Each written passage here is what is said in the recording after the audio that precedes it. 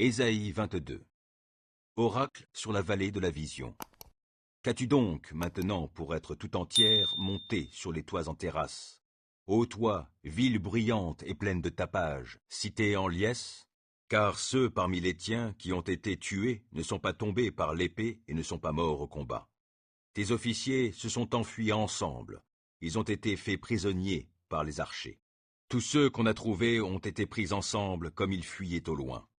C'est pourquoi je vous dis, détournez-vous de moi et laissez-moi pleurer amèrement. Ne vous empressez pas de venir me réconforter au sujet du ravage qui a atteint la communauté de mon peuple.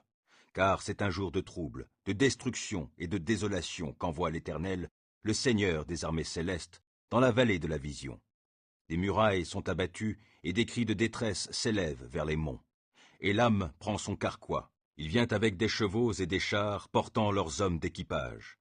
Et les hommes de Kyr sortent les boucliers.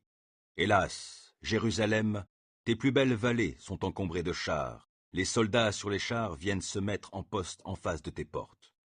Voilà Juda privé de ses défenses. Ce jour-là, vous avez placé votre espoir dans les armes qui sont à l'arsenal de la maison de la forêt.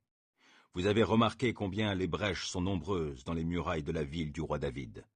Vous avez collecté de l'eau dans le réservoir inférieur, vous avez dénombré les maisons de Jérusalem, et vous en avez démoli pour renforcer les murs qui protègent la ville. Vous avez fait un réservoir entre les deux murailles pour les eaux de l'ancien étang. Cependant, vous n'avez pas tourné les regards vers celui qui a fait toutes ces choses, celui qui les a préparées depuis des temps lointains. En ce jour, l'Éternel, le Seigneur des armées célestes, vous appelez à pleurer, à gémir, à vous raser la tête et à vous revêtir d'un habit de toile de sac. Mais au lieu de cela, c'est la joie et la liesse. On égorge des bœufs, on abat des moutons, des chèvres, on se gorge de viande, on boit du vin et l'on dit « Mangeons et buvons, car demain nous mourrons ». Le Seigneur des armées célestes m'a révélé ceci. Ce péché ne sera pas expié aussi longtemps que vous vivrez. L'Éternel le déclare, le Seigneur des armées célestes. Voici ce que dit l'Éternel, le Seigneur des armées célestes. Va-t'en trouver cet intendant, Shebna, le maître du palais. Dis-lui, qu'as-tu ici comme propriété ou comme parenté pour que tu te creuses un tombeau, oui, que tu te creuses un tombeau en ce lieu-ci, sur les hauteurs, et que dans le roc tu te tailles une demeure. Voici que l'Éternel va te lancer au loin.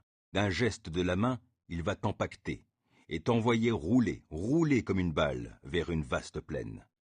C'est là que tu mourras, c'est là que s'en iront les chars qui font ta gloire, ô toi qui es la honte du palais de ton maître. Je te renverrai de ton poste, oui, je t'arracherai à ta situation. Et il arrivera en ce jour-là que je ferai appel à mon serviteur Eliakim, le fils de Hilkia. Je le revêtirai de ta tunique, je le ceindrai de ta ceinture, et je lui remettrai ton pouvoir politique, et il sera un père pour les habitants de Jérusalem et le royaume de Juda. Je le chargerai donc de la clé du royaume de David, et, quand il ouvrira, nul ne refermera, et quand il fermera, personne n'ouvrira. Oui, je le planterai fermement comme un clou dans un endroit solide, comme un trône glorieux pour la famille de son père. Toute la gloire de sa parenté y sera suspendue, les rameaux, les brindilles et tous les ustensiles, depuis les bols et jusqu'aux jarres. En ce jour-là, déclare l'Éternel, le Seigneur des armées célestes, le clou planté dans un endroit solide cédera, cassera et tombera, et tout le fardeau qu'il portait se brisera. L'Éternel a parlé.